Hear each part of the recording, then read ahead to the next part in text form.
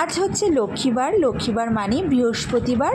আর বৃহস্পতিবার ঠাকুর দেওয়া মানে কিছুক্ষণ সময় হাতে নিয়ে তারপরে ঠাকুর দিতে বসো। তো আজকে আমি ভাবলাম তোমাদের সাথে একটু আমার বৃহস্পতিবারে লক্ষ্মী গণেশ কী করে আমি পুজো করি তোমাদের একটু শেয়ার করি। দেখো, অনেক নিয়ম আছে, কিন্তু আমি আমার নিয়ম মতন করি, আমি যতটুকু জানি আর কি।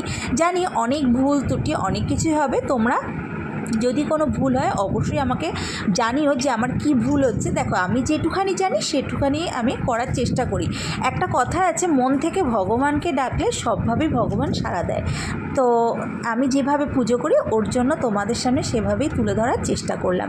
প্রথমে প্রত্যেক বৃহস্পতিবার কিন্তু আমি ঠাকুরের সিংহাসনের কাপড়গুলো আগে বদলে নিই, কেননা প্রত্যেক বৃহস্পতিবার করে যেহেতু ঘট ওঠাতে হয় সেহেতু কাপড়গুলো ওঠাতেও বেশ সুবিধা হয়।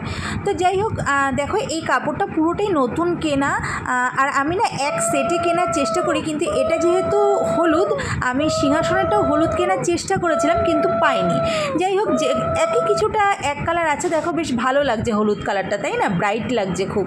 যাই হোক, দেখো ঘট পেতে নিলাম, আর আমাদের দুটো ঘট পাততে হয়, এই কারণেই বড় মায়ের সামনেও আমি ঘট পাতি।